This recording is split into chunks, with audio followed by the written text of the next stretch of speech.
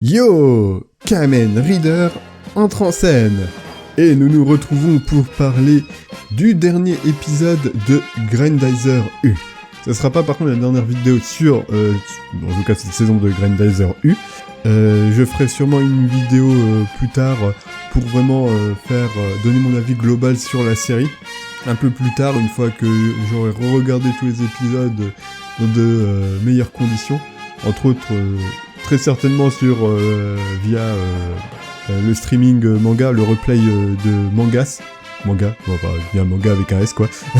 Vu que la série est disponible là en fait maintenant. Donc je ferai sûrement ça à ce moment-là, une fois qu'ils auront tous les épisodes. Quand les épisodes seront sortis, là ils sont à l'épisode 10. Enfin bref. Donc je vais sûrement juste me concentrer sur l'épisode en lui-même. La saison 1 et le constat global, comme dit, ça sera pour une autre vidéo. Donc, que dire ? Cet épisode, il commence par la fin de l'épisode précédent. Comme on pouvait un peu s'y attendre, Duke n'a pas spécialement bien pris la mort de Rubina. Et, il pète un câble.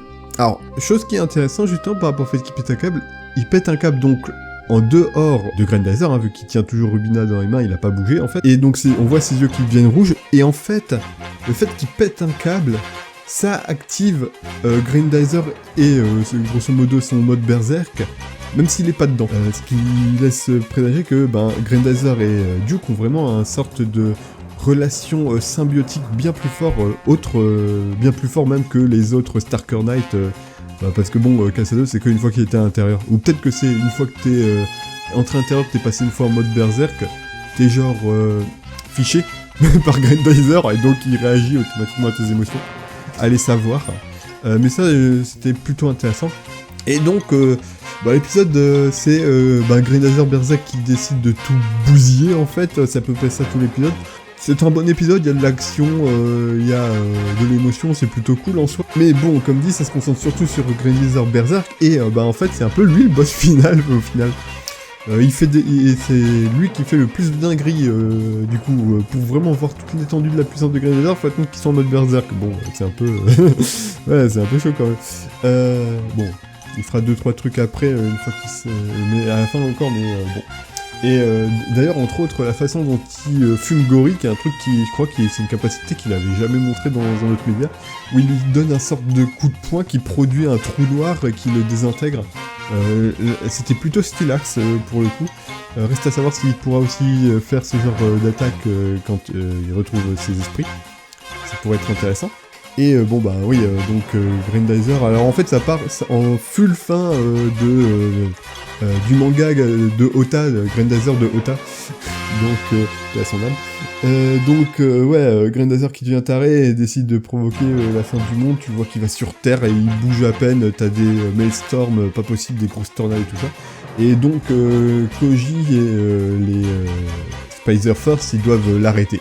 Donc on a une confrontation Mazinger X Grendizer, qui est pas la première fois que Mazinger Z, Mazinger Z entre guillemets, Mazinger Koji a affronté Grendizer. C'était déjà aussi arrivé dans Dynamic Heroes. Donc ça fait un peu remake de ça. Donc avec Koji qui est tiré, est-ce qu'il doit tuer Duke d'ailleurs même Mikao dit il est devenu une mauvaise personne, il faut le tuer, mais Koji continue de croire en lui. J'ai bien aimé vraiment la relation Koji et Duke est plutôt cool, hein. Dès qu'ils sont ensemble, que ça parle de leur lien, c'est plutôt bien fait. Ça j'ai bien aimé, le combat était plutôt cool, tout le monde a vraiment participé, il y avait l'idée qui a été un peu intéressante, c'était les Spacers qui forcent la combinaison avec Grendizer pour le retenir. Ça, j'ai trouvé ça un peu cool. Et donc, il nous donne aussi, du coup, un Cosmo spécial Grendizer, d'une certaine façon, qui est de la combinaison est un peu différente que celle de Mazinger X. Mais c'était plutôt cool. Koji qui va pour le sauver, mais Grendizer vraiment qui balance toutes ses attaques, genre au pif. On a même l'Aquadizer qui lui file un coup de main, genre en empêchant l'hôpital d'être détruit. Donc, Terrana qui essaie de se rattraper un peu, et puis qui balance ensuite son épée de loin. Bon, en vrai, autant elle a aidé, elle a protégé tout ça, c'est cool. Autant je trouve quand même que sa contribution, elle est light, hein, mine de rien. Moi j'avais un peu le sentiment, elle est juste là pour se la montrer et tout ça. Bon, enfin, d'un côté, je peux pas blairer Torona, donc j'ai peut-être un a priori, hein, donc on va pas dire. Hein. Mais bon, après, oui, donc Koji qui va pour filer un coup de boule ou un smooch à Grandizer. Et puis on voit encore un des pouvoirs hyper cheatés d'Hikaru qui est capable de téléporter Koji à l'intérieur de Grandizer. Elle peut vraiment tout faire, hein. Vraiment, à un moment, faudra expliquer les pouvoirs d'Hikaru, du coup, dans une saison 2, hein, parce que là, ça passe à trappe, parce c'est vraiment un couteau suisse qui arrête pas de sortir des pouvoirs de n'importe où. Bon, après, elle avait montré qu'elle pouvait sortir Kasado, donc elle peut peut-être faire... Enfin, c'est bizarre quand même, parce que quand elle a fait sortir Kasado, elle était surboostée, et donc elle peut pas le faire avec Duke, visiblement, c'est vu qu'elle dit qu'il faut le buter. Donc... Bon, c'est pas exactement clair, peut-être c'est juste une question de distance, vu que là, il était vraiment très proche, il a pu le faire rentrer. Enfin, après, il est à nouveau dans Mazinger X, donc peut-être qu'en fait, c'était une projection astrale. C'est pas exactement clair ce qu'elle a fait, mais bon, elle a fait quelque chose. Que c'est Koji qui arrive à faire... à raisonner Duke, à le faire sortir du tréfonds du désespoir. C'était plutôt cool, ça résume bien leur lien, leur relation... C'est un peu pour ça que Grandizer est cool, c'est la relation Duke et Koji est toujours assez sympa. Et donc il arrive à raisonner. Et puis donc, on va aussi un peu parler des méchants, des autres méchants quand même. On perd 2 des 3 méchants. Donc Blackie se fait buter assez vite quand Grandizer il passe en mode berserk. D'ailleurs, le mecha dans lequel il était, en fait, c'était le vainqueur d'un concours.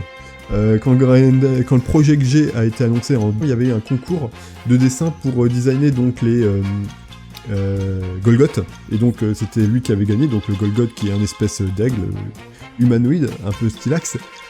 Bon bah c'est cool, il l'a eu dedans, mais il a pas duré longtemps. Hein. le truc a même pas lancé une seule attaque, il se fait exploser en mode jig break par Grandizer Berserk. Bon, c'est un peu triste quand même. Ça fait un peu, il s'est fait 40, parce que le design était cool, j'aurais bien aimé voir ce qu'il peut faire. Je veux dire, avec ça, je crois même pas qu'ils pourront lui donner trop d'attaques dans Super Robo Wars. Enfin bon, on verra, il donne bien des fois des attaques qui sortent de nulle part, donc faudra voir. Mais bon, c'était un peu triste. Et puis du coup, Blackie était à l'intérieur et donc est mort. Donc Blackie est mort, il est tué. D'ailleurs, c'est un moment aussi que j'ai trouvé assez sympa, c'est que la mort de Blackie touche vraiment beaucoup Gandalf, quoi. Il vrille, il est en mode, il est furieux, il veut venger Blackie, au point qu'il refuse de fuir, il est prêt même à crever, et du moment qu'il fait tomber les ennemis avec, quoi, donc nos héros. Ça, j'ai trouvé ça sympa, intéressant, c'est vrai qu'ils étaient un peu complices, donc voir vraiment des méchants qui tiennent l'un à l'autre, c'est pas tous les jours qu'on voit ça, surtout des vrais méchants, hein, c'est vraiment des fils de pute. Donc voir même Gandalf, il avait quelqu'un à qui il tenait, qui considérait vraiment comme un ami proche, c'était cool, ça aussi j'ai bien aimé. Et Zuril, par contre, lui, il arrive à se barrer. A priori, je crois qu'il se barre, hein. Il arrive à mettre au point un plan pour se barrer. Bon, on voit que Grandizer, il bute à peu près tous ceux qui essayent de se barrer, mais je crois que Zuril, on le voit pas mourir. Donc Zuril reviendra peut-être pour la saison 2, c'est quasi certain qu'il y a une saison 2, vu comment ça se termine. Gandalf, et donc une fois que Grandizer a retrouvé ses esprits, il décide de lancer un assaut suicidaire en faisant tomber le vaisseau, le vaisseau mère, sur la Terre pour essayer de l'arrêter. Et donc Mazinger X et Grandizer partent pour l'arrêter. Grandizer qui part avec la formation Cosmo spéciale et Mazinger X juste avec ses Commander, mais il peut aller dans l'espace cette fois. Bon, alors peut-être que c'est pour essayer de dire, ils sont pas vraiment hors de l'atmosphère, juste hors la stratosphère ou je sais plus quoi, quel autre truc, légèrement au-dessus quoi, mais pas exactement dans l'espace, et donc c'est pour ça qu'il peut rentrer, mais au niveau de l'aspect, ça a l'air d'être à peu près la même chose, donc tu vois l'espace, quoi, donc c'est pas clair, il peut aller dans l'espace tranquille sans le Cosmo spécial, alors que c'était tout le point du Cosmo spécial, c'est qu'il pouvait pas pénétrer l'atmosphère, sortir de l'atmosphère, stratosphère, tout ce genre de trucs. Donc je trouvais ça un peu zarbe, ça m'a déconcerté un peu. D'ailleurs, Mazinger X, qui fait un peu nerfé par rapport à son début, je trouve. Donc, le combat contre Gory, je vois bien et tout ça, mais c'est-à-dire que lors de son début, il avait balancé des attaques, une attaque extrêmement puissante, une seule attaque, quoi, qui était du coup une toute nouvelle attaque, Cross Hurricane, qui ressemble beaucoup à une attaque de Mazinger Kaiser, et qui était très très forte. Mais là, en fait, toutes ces attaques qu'il balance, c'est juste des attaques de Toei Mazinger, de l'animé Mazinger, quoi. Mazinger Z. Donc, bon, il y a le Dream Missile, c'était cool de le voir et tout ça, et ça, y a pas de souci. Mais même là, c'est genre, il fait juste Kushirokuro Beam, il balance un Breast Fire qui est un Breast Fire basique, quoi. Il a pas l'air plus différent de celui qu'il faisait quand il faisait Mazinger Z au début. Il fait aussi le Daisharing Rocket Punch de l'animé qui... Ok, mais bon, voilà, c'est encore une fois, c'est même plutôt une technique, il a pas spécialement besoin d'un upgrade robotique pour faire, le Mazinger de base, je crois, il peut techniquement le faire, hein, c'est-à-dire, à son début, il faisait extrêmement OP parce que techniquement, il était qu'à 30% de ses capacités, et là, il fait, là, en fait, il fait plus proche de ce que tu pourrais penser s'il était en effet à 30% de ses capacités, en fait, c'est plus raisonnable, mais vu qu'on a vu ça avant, il fait nerfer, c'est un peu bizarre, hein. Je sais pas sur quel pied danser, sur quel niveau se placer avec lui. Que Grendazer fait un truc un peu cool, où il rentre à l'intérieur en étant dans sa formation combinée avec les Spacers, et puis après il brille en bleu à la place de briller en rouge quand il est en Berserk, et il fait une sorte de Nova, genre un truc à la Mazin Kaiser, qui a la Kaiser Nova, là on a la Deezer Nova, où c'est une grande lumière bleue qui englobe tout et qui détruit, atomise l'adversaire, c'était plutôt cool. Donc ça laisse suggérer que Grendazer a encore plus de puissance et qui sera aussi accessible, même s'il passe pas en mode Berserk, ce qui serait plutôt pas mal. Pour les nouvelles attaques Super Robo Wars, pour le moment c'est limite, hein, on n'a pas grand chose. Hein. En vrai c'est le mode Berserk qui a le plus de trucs et il est pas contrôlable, donc bon. On verra peut-être pas tout de suite Grendazer U dans le nouveau Super Robo Wars, hein, je pense. Il n'y a pas assez de matière pour le mettre. Et donc après que c'est réglé, on a une... Bon, alors il y a Genosuke qui se réveille, donc à peu près comme je l'avais prévu, ils le font pas mourir, hein, ce qui est un peu logique, ça aurait en fait servi à rien de le faire mourir là. Puis il y a une petite scène un peu touchante, funérailles de Rubina, où encore une fois Grendazer se met à bouger tout seul et fait un Joku Storm de son plein gré, alors qu'il est pas piloté pour donc désintégrer Rubina, l'envoyer de l'au-delà, sépulture viking extraterrestre, je sais pas. Mais c'est en effet très intéressant, hein, parce que là, Grendazer, la seule fois où il avait vraiment réagi tout seul, c'était quand il avait essayé de buter Koji, quand Koji voulait le piloter. Mais là, pour le coup, il réagit vraiment tout seul, de son plein gré, à différents moments. Donc ouais, ça fait...